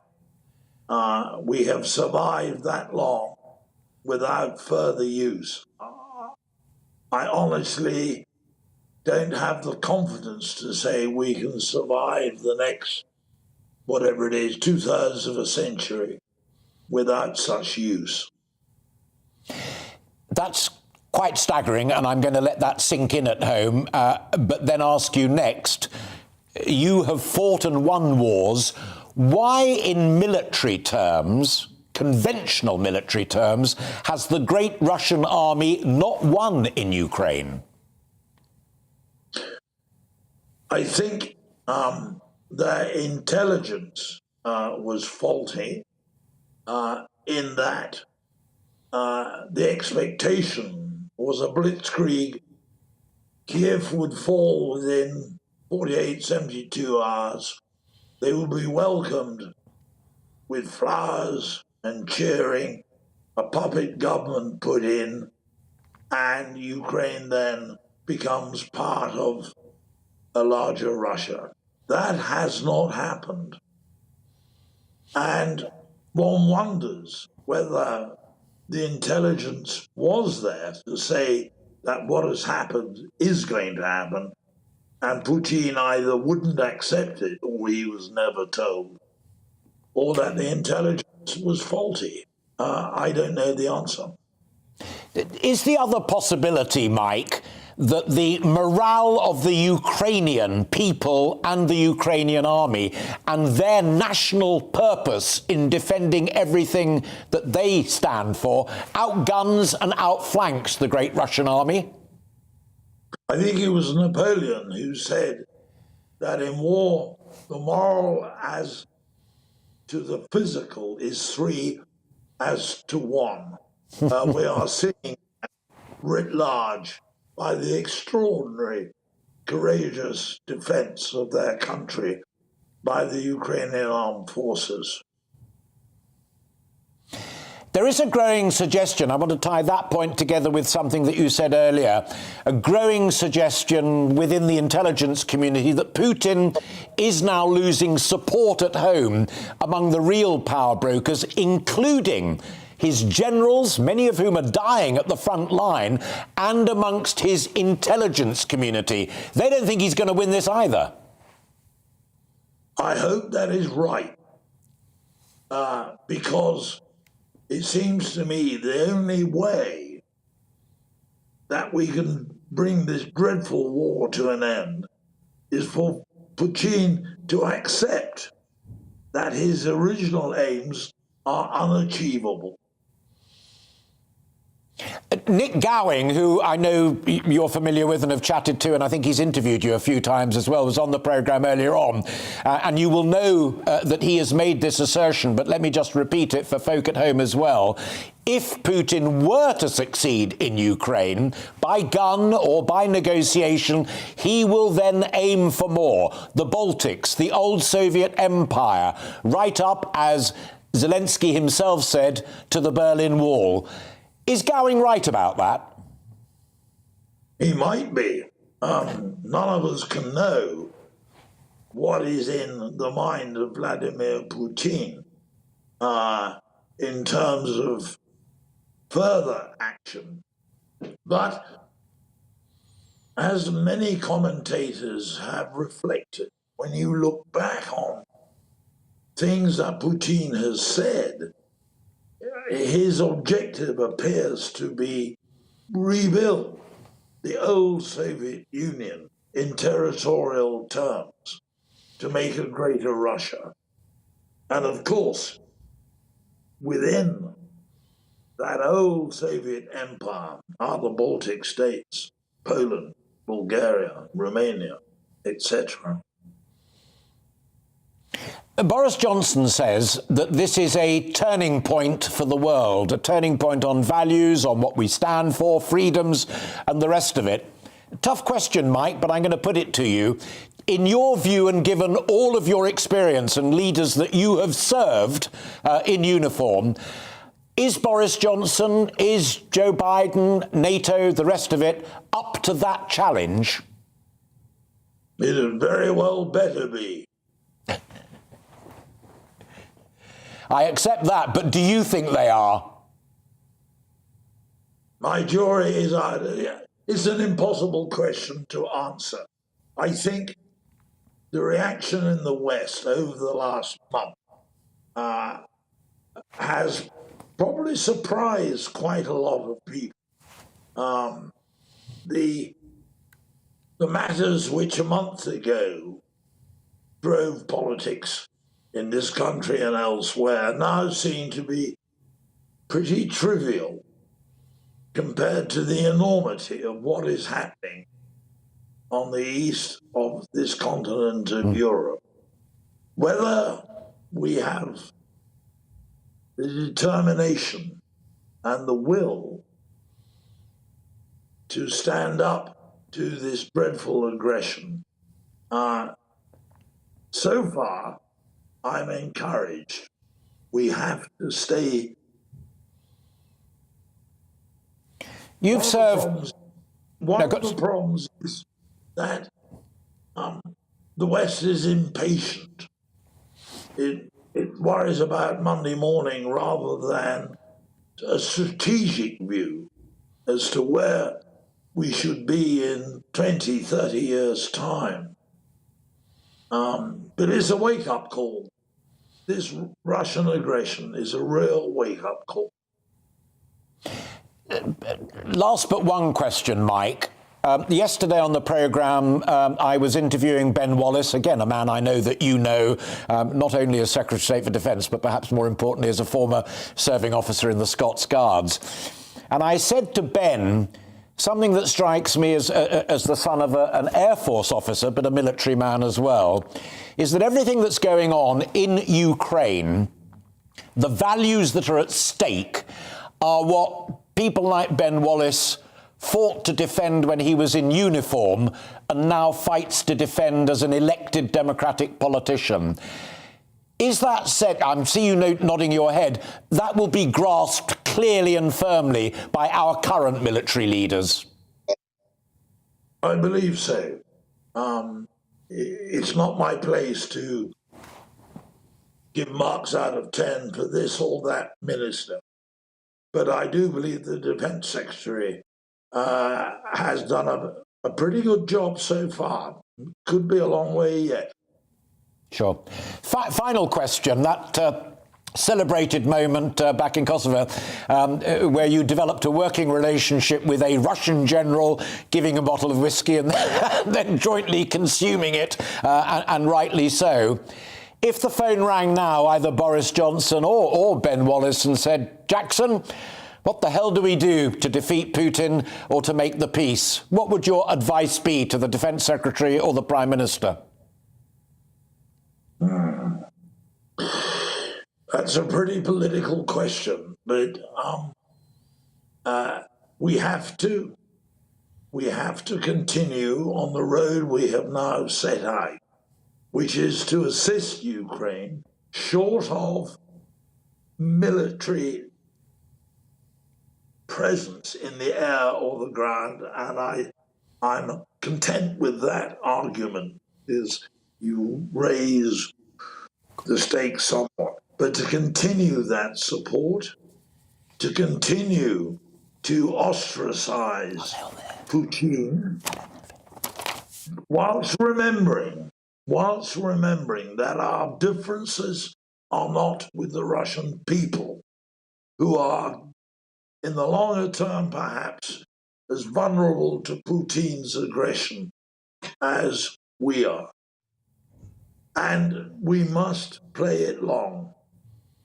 we're in this, I suspect, for quite a time, and some of the old points of contention in the West, socially, politically, should now be overshadowed completely by the strategic importance of getting this right. I couldn't agree with you more, Mike, and I'm grateful for your time. Thank you very much indeed for breaking into your Sunday afternoon to talk to us, and it's a real pleasure to see you again. Thank you very much indeed. General Sir Mike Jackson, former head of the British Army, not ruling out nuclear action, but hoping and praying for a peace. You've been incredibly busy on your emails. I'm just going to canter through a few until I'm told to shut up in my ear. John says we should give the armed forces a financial boost. We should stop foreign aid to countries with nuclear power, should be fracking for gas, open coal mines, and remove the levy on green fuel, which the government sneaked in. I'm going to cut that one short there. Let's move on to the next one, simply because I want to get through a few more.